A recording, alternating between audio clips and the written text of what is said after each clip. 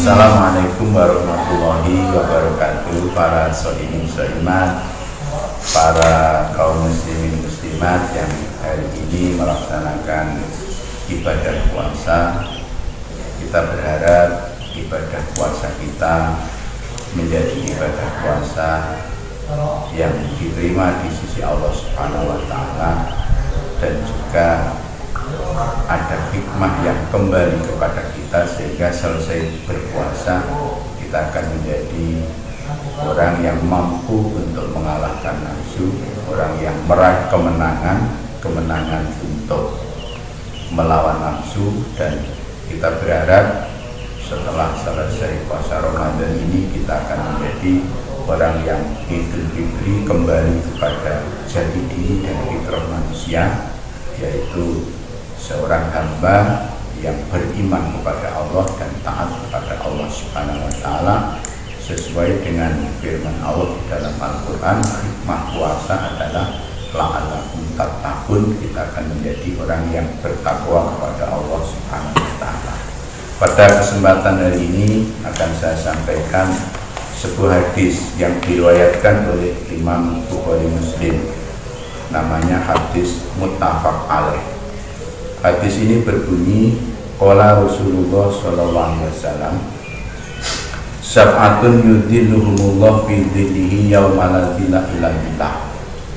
Besok di hari kiamat ketika manusia ini oleh Allah dikumpulkan di mahsyar, keadaan manusia ini sesuai dengan amal yang dilakukan di dunia. Ono sing rekoso, enten sing mendapatkan perlindungan dari Allah Subhanahu wa Ta'ala, enten sing ngelak luwe, enten sing piyambake enak-enak saja, bahkan pertolongan berupa makanan, minuman, perlindungan dari Allah Ta'ala ia dapatkan. Keadaan manusia ketika di mahsyar sesuai dengan amalnya masing-masing yang dilakukan di dunia.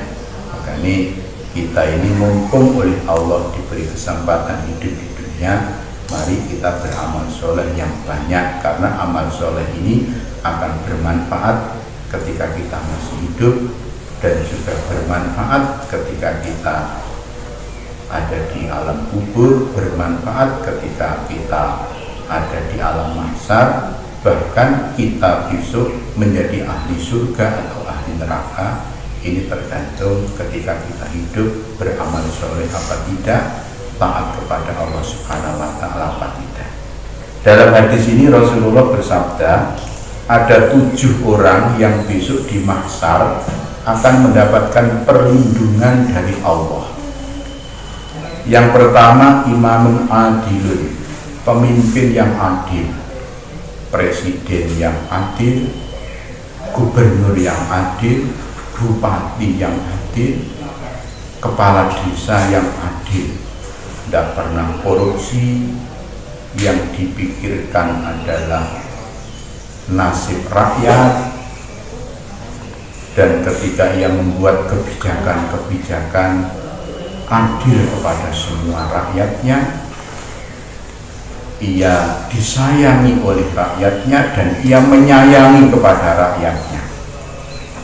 Pemimpin yang seperti Khalifah Umar bin Khattab, Khalifah Umar bin Abdul Aziz, yang mana ketika menjadi pemimpin tidak pernah memikirkan diri sendiri, jabatan ini untuk kemaslahatan rakyat.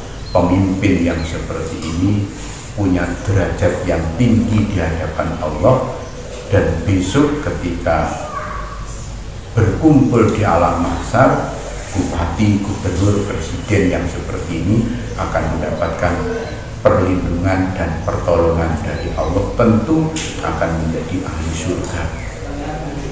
Yang kedua adalah wasatun nasabi ibadatillah, anak muda yang ketika ia masih muda tapi tekun beribadah kepada Allah, tidak terpengaruh dengan gaya anak-anak muda, dan tidak terpengaruh dengan pergaulan anak-anak muda.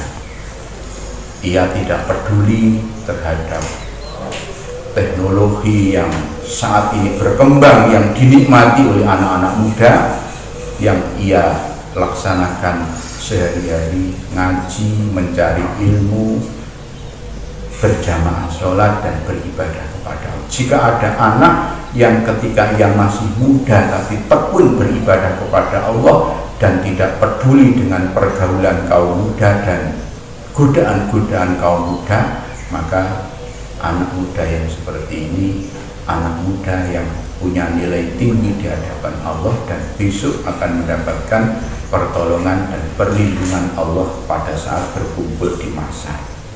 Yang ketiga, warajulun qalbuhu mu'allaqun bil masjid idza kharaja minhu hatta ya'uda. Yang ketiga adalah orang baik tua maupun muda yang hatinya selalu ta'alluq dengan masjid, hatinya tidak bisa pisah dengan masjid, sehingga kehidupan hari-harinya, jika ia tidak bekerja, jika ia tidak melakukan hal-hal yang penting di luar masjid, maka ia kembali ke masjid untuk baca Al-Quran, i'tikaf, sholat jamaah, dan ibadah-ibadah lain yang ada di masjid. Jadi orang yang ia hatinya selalu terikat dengan cinta masjid, sehingga waktu-waktu luang ia akan habiskan beribadah di masjid. Orang yang seperti ini besok di akhirat juga termasuk golongan 7 orang yang akan mendapatkan perlindungan dari Allah Subhanahu wa Ta'ala. Yang keempat adalah warajulani tahabba billah ijtama alaihi wa iftaruqa alaihi. Orang yang rukun dan punya cinta kasih kepada sesama karena Allah. Orang yang mencintai orang lain, orang yang punya rasa kasih sayang kepada orang lain karena Allah, sehingga ia rukun terhadap saudaranya, rukun terhadap tetangganya. Orang yang seperti ini besok juga termasuk golongan orang-orang yang mendapatkan perlindungan Allah di yaumul mahsyar. Kemudian yang kelima, warajulun dzakarallaha fi khalwatin fafadat ainah. Yang kelima adalah orang yang hatinya bersih, wong sing atine lemes, nek dalu kapan piyambake zikir dhateng Gusti Allah, mripate iso nangis krana wedi dhateng Gusti Allah. Niki nek gak wong sing atine resik, wong sing atine lemes boten saged. Jadi wong-wong sing piyambake niki kapan zikir dhateng Gusti Allah mripate iso nangis. Wong-wong sing kaya ngeten iki wong-wong sing winjing bakal oleh perlindungan dari Allah Subhanahu wa Ta'ala ketika manusia sedunia mulai awal sampai akhir dikumpulkan di mahsyar. Kemudian yang keenam, warajulun da'athu imro'atun dzatu mansibin wa jamalin ila nafsiya faqala inni akhafu rabbal alamin.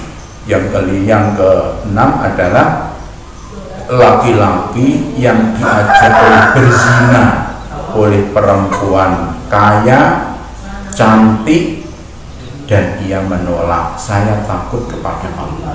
Artinya orang yang punya kesempatan untuk maksiat kepada Allah namun ia tidak maksiat kepada Allah, orang yang seperti ini adalah orang yang utama dan besok akan mendapatkan perlindungan dari Allah.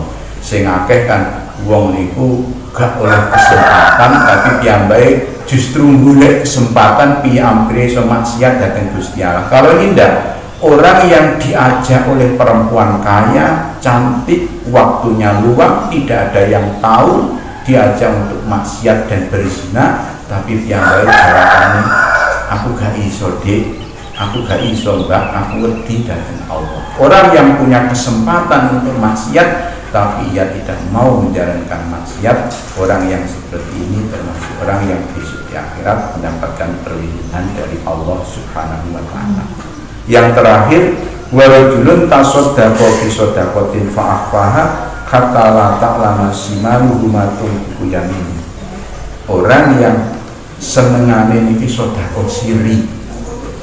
Wong sing luman tapi ketika bersedekah disingitno gak diruhni wong, gak tau diupload, gak tau diomong-omongno wong. Bahkan piyambake nek sedekah niki golek waktu-waktu yang tidak diketahui oleh orang. Kadang-kadang baju temannya ketika orangnya tidak ada diisi dengan uang. Kadang-kadang ketika malam-malam tidak ada yang tahu, ia menemui orang-orang yang duafa, kemudian ia memberikan sedekah. Istrinya saja tidak tahu, anak-anaknya saja tidak tahu, dan keluarganya tidak tahu. Orang yang melaksanakan sedekah dan ia mensirikan sedekahnya, orang yang seperti ini punya derajat yang tinggi di hadapan Allah dan termasuk 7 orang yang akan mendapatkan perlindungan dari Allah pada yaumul mahsyar. Makanya kalau bisa, jadilah kita sebagai salah satu di antara 7 orang ini.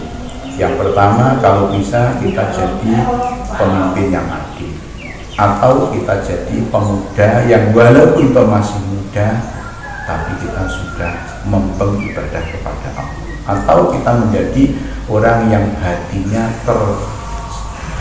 selalu terpaut terkait dengan masjid, di mana hari-harinya dihabiskan ibadah di masjid, atau kita menjadi orang-orang yang punya rasa kasih sayang terhadap sesama karena Allah, atau kita menjadi orang yang ketika kita berzikir mata kita bisa berkaca-kaca untuk mengeluarkan air mata karena takut kepada Allah, atau kita dadi wong sing luman tapi oleh sedekah ojo diomong-omongno wong disirekno. Kanthi mekaten kita akan menjadi orang yang mendapat perlindungan dari Allah di akhirat, dan kita tentu akan menjadi ahli surga Allah Subhanahu wa taala. Assalamualaikum warahmatullahi wabarakatuh.